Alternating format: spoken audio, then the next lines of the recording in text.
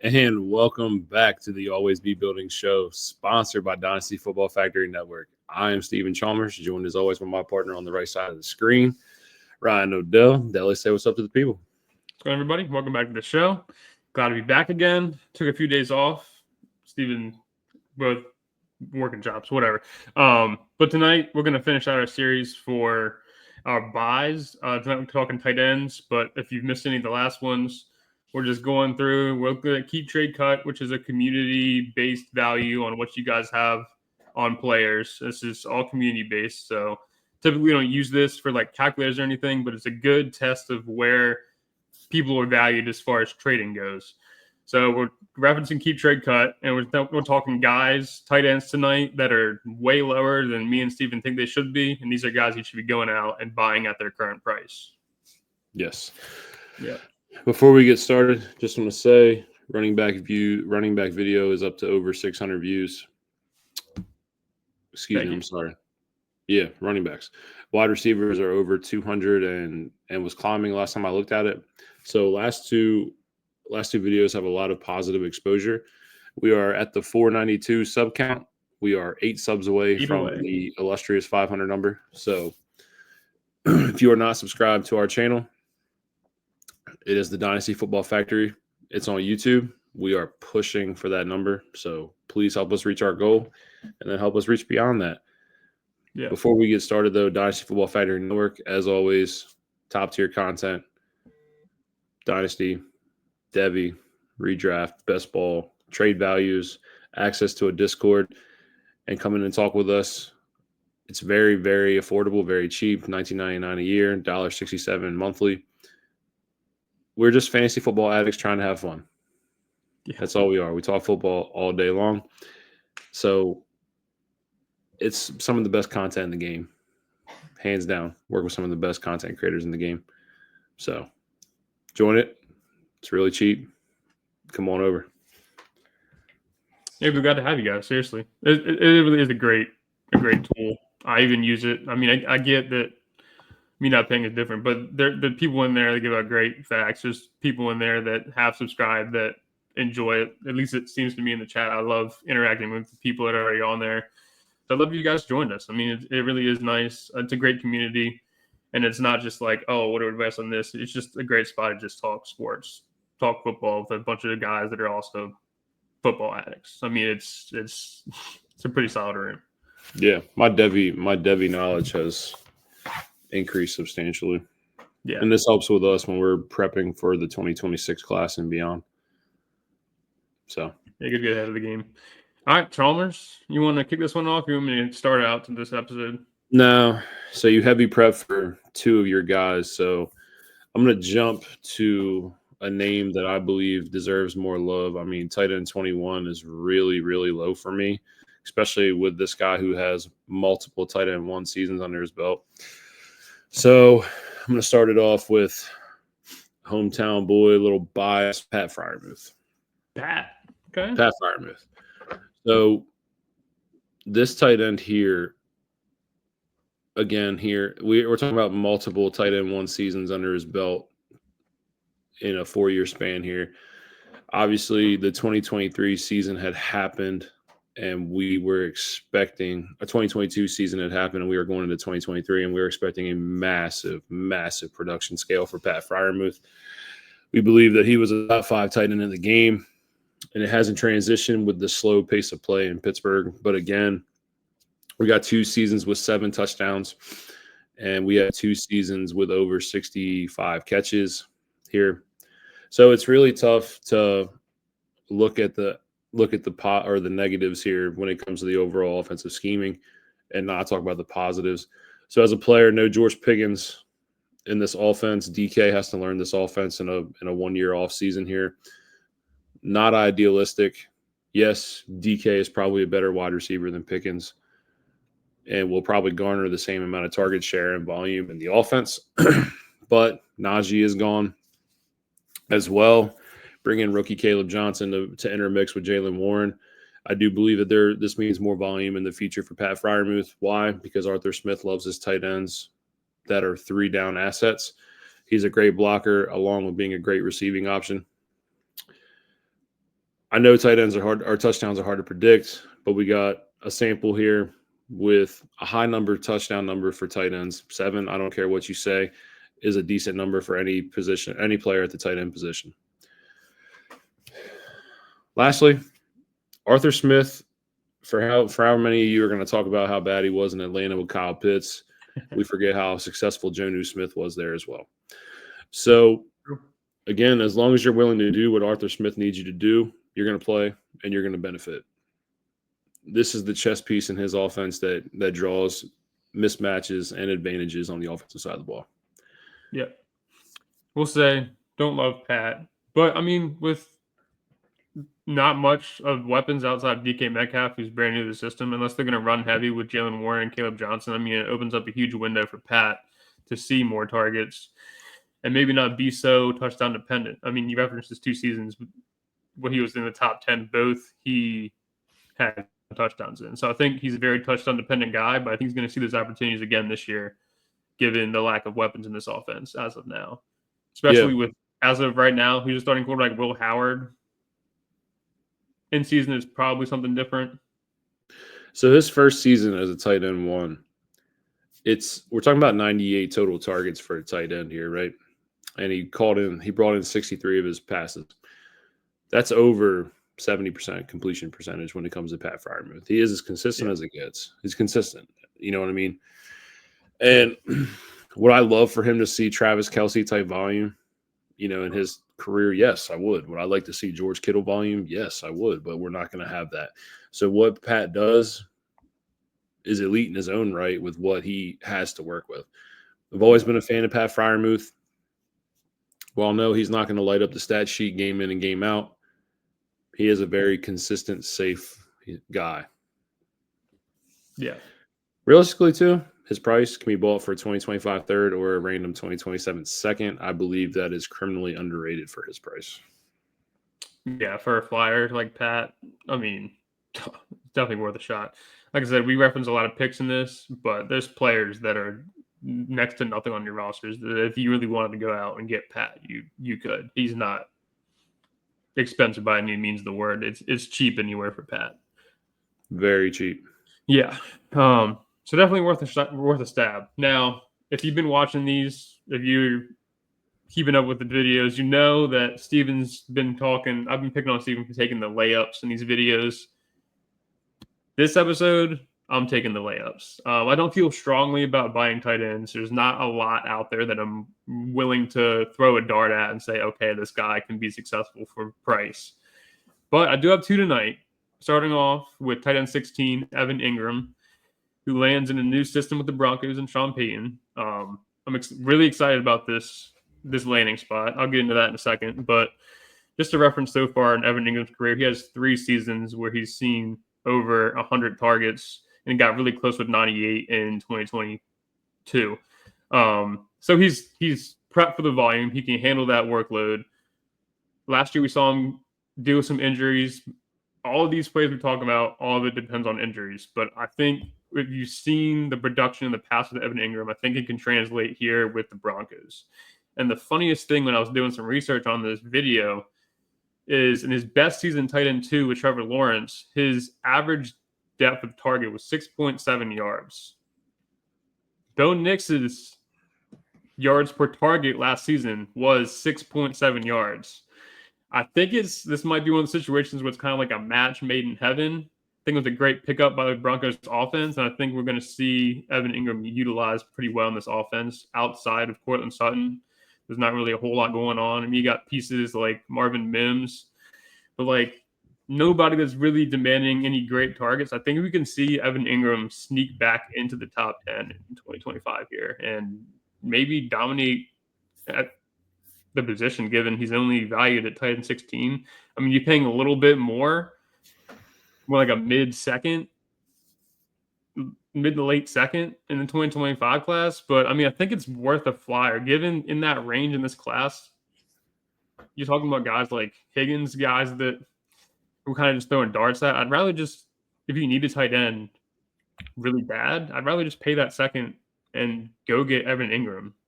I hope things work out. So, as a Giants fan, Evan Ingram is a staple home New York Giants player to start his career. Most of his success is outside of the Giants organization, right? Yeah. Big thing that I'm going to say about Evan Ingram, health is key. Right. Key. And I can say that with any player. I know anytime somebody steps on the gridiron on Thursdays, Saturdays, Sundays, or Mondays, it all depends. It could be one play that ends your career, ends your season, whatever it may be. Right. But this guy has a history of missing games, and that's shown from his time in New York all the way to now. 30 years old, tight end. Yes, I believe that he is a staple and can be a focal point in this offense. Realistically, Courtland Sutton is the number one guy. Outside of that, it's a revolving door as the second option. I mean, you have Marvin Mims, you have Troy Franklin, and I mean, we can keep going down the line here, but honestly, nobody as reliable as Sutton and Evan Ingram in this offense. Right. Only other thing I will say, Sean Payton has not had much success with the tight end position outside of Jimmy Graham. From a talent perspective, this could be the best tight end that he's had since Jimmy Graham. And that says a lot because that was a long time ago with Jimmy Graham, very long time. A while back. Yeah.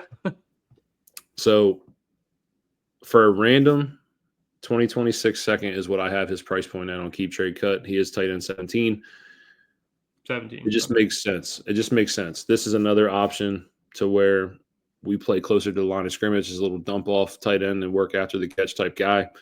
Yeah. And he also has some explosiveness in him. We saw that coming out of college.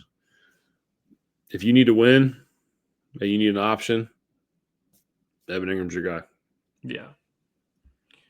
And that's heavy on the, if we're looking to win now. I don't think I'm buying Evan Ingram if I'm looking to rebuild, obviously. But yeah, great value at tight end 17. I thought he was 16. No, he was 17. My guy is tight end 16 I'm about to talk about. That would be Jonnu Smith. Let's go to Miami. So last year he was tight end 4, averaged over 13 fantasy points per game. This is with a wide receiver room and heavy pass catching running backs. That's impressive when you have Waddle, Tyreek, and Devon Achane at your disposal. But at the same time, he's a staple for this offense. This offense itself sees the most cover 2 in the NFL. You're trying to take away their best assets. Of course, that's Jalen Waddle and Tyreek Hill. Somebody has to be a benefactor to score in this offense. And who would that be? That would be Jonnu Smith and Devon Achane. Had 2 of their best seasons as pass catchers last year. And for everybody that's worried about production outside of Tua, 6 of his tight end weeks came with Tua at the quarterback position. 6 of them. And he had 8 of them. Just want to say that. Yeah. He had 8. So most of this came with Tua at the helm. His week 18, he was the overall tight end 1. Again, week 18 is wonky. I tend to look past week 18, the last week of the year. It's very, very wonky week. But unfortunately, we can't. So this is also a guy in the benefactor of a 2025 late second or a random 26 second, throw him at him. He's a 28-year-old tight end, going on 29, excuse me. But this is obviously a win now piece. This is not a rebuilding piece. And if you're looking at the value here, while yes, this is his only true tight end 1 season, I believe that he has shown enough in Miami and how they use him at the position to garner a buy. Yeah. I mean, we kind of wrapped it at the top of the show, but down with the Falcons and Arthur Smith and found his place with the Dolphins. I think he's been slept on for a while now. He sat behind Kyle Pitts, and once he got his shot, I mean, he exploded in that offense as well. I don't know. I like Jonnu Smith. I'm excited to see him. My whole thing that comes down to Jonnu Smith is Tua. And I don't know. Tua's just so questionable out there at the quarterback position for me. But putting that aside, though, yeah, Jonnu Smith is a great buy right now. Yeah, I mean, how can he not be? I mean, we're talking about the best season of his career. And we're talking about teams that are willing to just sell out to stop Tyreek and Waddle. And when you do that, when you play cover 2 defense, you can't force the ball downfield. It's not there. You're asking to turn the ball over. If Tua's going to play as a smart quarterback, it's get the ball where the openings are. And again, like I was talked about, I referenced this too. This is one of Devon Achane's. He's only been in the league 2 years, but this was one of his best years as a pass catcher, and it could be one of his best we've ever seen. He averaged over 22 fantasy points per game as a running back, and that's with Tua on the field. He shines when Tua's there. Jonnu shined when Tua was there. Again, like I said, 6 of his 9 tight end 1 weeks came with Tua at quarterback. So it wasn't Skylar Thompson. It wasn't any of these other options at the quarterback position that deemed volume for him to succeed. It was Tua. And yeah, I mean, it's hard to argue these facts of just how good Jonnu Smith was last year. He was a league winner last year. I mean, we're talking about a guy you could get in anywhere the 14th to 15th rounds of redraft. And I haven't really looked at his redraft ADP right now, but in Dynasty, his ADP hasn't really changed. I mean, you're talking about tight end 16 here. You're talking about a guy who can be bought very cheap. Why not throw the dart? Yeah, absolutely. All right, last one for me. Another layup. Here we go. First, I want to preference this guy. Recency bias can really drive players down. I think me and Chalmers addressed this when we were talking about Dak Prescott falling down to QB 22 in our quarterback videos. I think we're looking at another situation with Mark Andrews at tight end 13. I get it. He had a slow start last season where he really struggled the first 6 weeks into the bye. I think he's somebody you weren't really so stoked to start on your roster despite drafting him super high. And on top of that, with the drop that cost the Ravens the game, he's been driven all the way down to tight end 13, below Isaiah Likely, which is insane to me, who hasn't even officially taken the job yet. I get it. There's talk. But here's the thing. After that 6-week stretch where you really didn't want to start him, he went on to only have 2 games without a touchdown. We're talking 11 games. 9 out of 11, he got a touchdown. We're talking same thing. He finished inside the top 10 every week except for the 2 didn't catch a touchdown. He's using this offense. They love him in the red zone in Baltimore. I don't think they're giving up on him. I think if we were going to see him moved or traded or anything like that, we would have seen it by now, at least some type of talk about it. I think he's locked into this roster. Him and Lamar are pretty solid. One of only 2 tight ends, him and George Kittle, to have more than 10 yards per target. So I think, like, for where he's at in value, Mark Andrews at tight end 13 is kind of crazy considering he's only, outside of healthy seasons, he's only missed the top 6 tight ends once since his rookie year, and that was the year he got hurt. So I think he's getting a little bit blown out as far as value goes, and this is definitely somebody, if you're really looking to win now, I think Mark Andrews is phenomenal. Him and Lamar Jackson have that vibe going on in the red zone. I just, this is one of those guys we just kind of look at it and you're like, huh, how did this happen? So I always expected there to be a lower passing volume with Derrick Henry coming to town. Okay, no problem. And I expect Zay Flowers took a step in year 2. Didn't really happen. Yeah. Remember, people forget that Mark Andrews was in a serious car crash to start the year, right? Right. So on top of that, and on top of recovering from a broken ankle the year before, in 2023, where he averaged over 15 fantasy points per game, which would have been tight end 2 for the full season. Like you said, he has 5 tight end 1 seasons. That's not including last year, or 2 years ago, even though you should. He was stellar in 2023 going into that game where he broke his ankle on that hip drop tackle. And the only year he truly finished outside the tight end 1 range of outcomes was his rookie season. Right. He's probably the most decorated pass catcher in Ravens history. And while I'm being serious, while being with recency bias, the Buffalo game really does leave a sour taste in your mouth for Mark Andrews. Sure. It cannot be it cannot be understated that this guy means a lot to the city of Baltimore, right? Yeah. And Eric DaCosta is a guy who was built on loyalty. If you were going to get cut, you were going to get cut. Yeah. There's just no way you let this guy walk to the open market.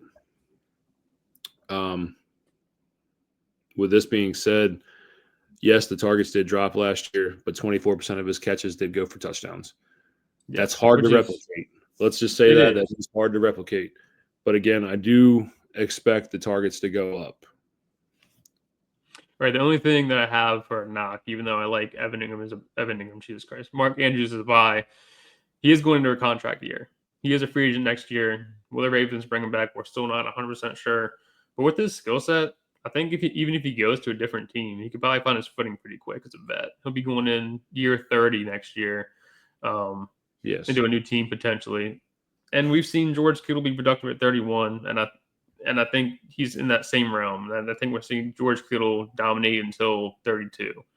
Kelsey's been doing it. He's 35 this year. Yeah. He didn't look great last year, but even at 34, he finished inside the top 10. So I think the tight end position, you can kind of push age back a little bit. You forget that Mark Andrews was tight end 5. Yeah. He had one of his lowest target volumes of his career. Yeah. It's simply too low. He should not. He's being priced behind Isaiah Likely, and Isaiah Likely is going into year 4, which is a huge, huge year when it comes to the contract situations. Year 3, because he was not a first-round pick. Year 3, going into that year where it's a huge transition year for him, where the contract has to be done. We're talking about a team that is heavily invested. They just signed Derrick Henry again. Lamar Jackson's up for another contract extension. They want to keep this overall team together. A lot of money shelled out to the defense. What do they do with Likely? I'm not sure. I do believe Likely is probably the long-term answer here, and Mark Andrews might not get that next extension.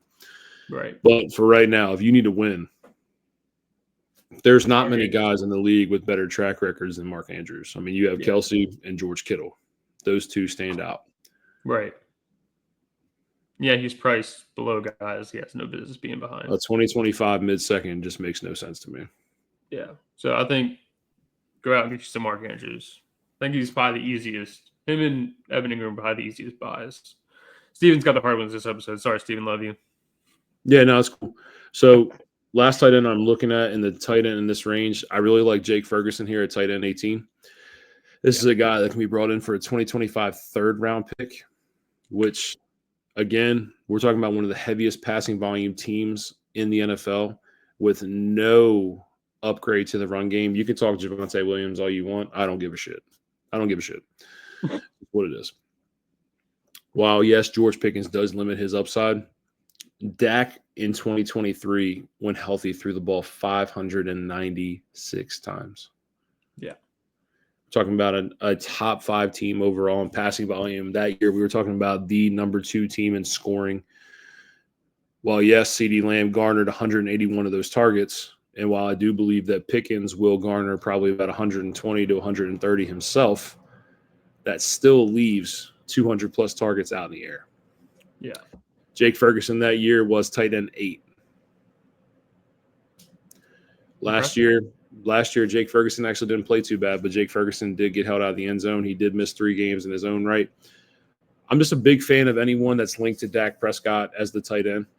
We've seen multiple tight end 1 seasons with Dalton Schultz here. Yes, Dak Prescott had an older Jason Witten to start his career. Okay. But overall, Dak does feed the tight end pretty well. Like I said, with the no touchdowns last year, I do see some positive touchdown regression coming for Jake Ferguson. And I do have Dallas as a top 10 offense in the NFL this season. Give me anyone linked there. Yeah, I agree. A lot of people see them like Cowboys offense. Cowboys get a lot of hate in the fantasy community. But the fact is they're a high-producing offense. And like you referenced it, those guys are probably going to get 180, 120 targets. But I think as far as tight end position goes, Jake Ferguson can probably thrive inside the top 10 with 80, 90 targets and be just fine. Gets a few more touchdowns this season. We might be talking differently about him, but I think it's a great volume. And just to reference, Schultz had some pretty good seasons with Amari Cooper and CeeDee Lamb on either side of him, and he was still productive when he was there. Same thing, Jason Witten is also a part of that range. So I'm not too concerned about the target volume. There's going to be a ton of passing in this game, in this offense. Like you said, the run game is just not there. Once again, they did not address it. So I think it's just going to be a whole lot of slinging the rock with Dak Prescott. Yeah, it's unfortunate too. I mean, everybody's excited about Jaden Blue, which, okay, I get that. Fair. But until I see Jaden Blue, a guy of that stature, handle a true NFL workload, I'm not ready to deem the run game's been fixed. Javonte Williams, again, we've talked about him as, this is on the very minimal deal for Javonte Williams here. I just believe that Dak is going to have to win the NFC East, which we always reference this, has never been won by the same team since the 2003-2004 Eagles. If he's going to win the East, he's going to have to sling it. He's going to have to sling it. And they didn't address the defense either. I just want to throw that out there. Nothing has been done that makes sense to me in winning culture for the NFL. So Dak, you're going to put 30 points on the board. It's just what it is. Yeah, straight up. And on top of that, playing in a tough division, obviously, Insight's great offense. It's the toughest division in the game. Yeah, playing the outside Eagles. The NFC North. Playing the Eagles twice, playing the Commanders twice. Both 4 games, or at least you're seeing high volume. We're talking about Super Bowl winners and NFC Championship, competitors, and the Commanders and the Eagles. It's tough. Yeah, it's tough. So, had to get too much on a Cowboys tangent, but yeah, the Cowboys are so disrespected in the fantasy community. I feel like every player outside of CeeDee Lamb has been kind of criminally. You know how cool it is, and like I said, I'm a big Pickens guy. I hope for a huge fantasy relevancy success this year. George Pickens gets to operate as a wide receiver too, alongside CeeDee Lamb. That is wild. See what that looks like. That's going to be fun. Yeah, it's going to be fun. So I'm excited for these tight ends. There was one more honorable mention. I believe the tight end 24 overall ranking is a little low for this guy. He's one of the most decorated tight ends that we've seen scouting wise. Harold Fannin Jr. This is a buy plus a rebuild buy here as well. Harold Fannin Jr. has done things at Bowling Green that not many tight ends can even replicate doing in their collegiate career. Yes, I know I said Bowling Green, but I just want to say that, tight end 24, Harold Fannin Jr. is I'm a huge fan of his. So if you're looking to find a rookie tight end that you believe can succeed, I believe it's him. Yeah, I typically stay away from rookies as buys, but yeah, I mean, we've talked about him pretty highly in this podcast in the past, and we're both sticking with it. I think Fannin is a solid value, and I think Njoku, getting up there in age, don't know what his contract looks like off the top of my head, but this is last year on his contract. I think this is his his contract years this year. Yep, it does. Fannin could be sitting at the helm next year, and it's a great rebuild buy. Great. Yep. And I just want to say I'm a big follower in the OTAs. He has already taken first team reps with this team. While, yes, the QB situation has to get worked out, I do believe that him, Jerry Jeudy, and Quinshon Judkins can form a pretty decent, trio there as an offense. So just all depends on how the utilization for him works. We always said that utilization is going to be key in how he's lined up and how he's used in the NFL. So, right. But I'm very excited to see his career play out. Yeah, we're excited. Get Harold Fannin out there, man. All right. I think that about wraps it up. That'll put our bow on our buy series. Yeah. I know you're getting ready to go into babyhood part 2 in your life, so I don't know when we're going to be back on here again. But just as my usual speech, if you missed any of our buy videos, we covered every other position. This one will be up tomorrow for the tight ends, but if you miss wide receivers, running backs, or quarterbacks, that's already up. I feel way more strongly about those videos than this one. I will say that tight ends are kind of tough buys, but the other videos I feel strongly about, if you have the time, they're about 30 minutes each. And then on top of that, try and hit that 500 mark. And I hate to be the guy to beg for subscribers. We are so close at this point. So close. Yeah, so please please do whatever you can to support the videos. The videos were huge for us. I mean, we had the 600 view video for the running backs. We have 200 plus video for the wide receivers, and that's only been up for a couple days. Just pushing up the view count. If you like what you see, like, comment, most importantly, subscribe to the YouTube. It would be our blessing for us because we're trying to make that number. We really are. Again, Ryan stated it. My daughter will be born, sometime this week or next week. So not sure exactly when I will be back, but Ryan will be here. He's a main staple for you guys as well. And so until I get back, I appreciate you guys. And that's going to wrap up our tight end videos for tonight. And on that note, we're out. Have a good night, peoples.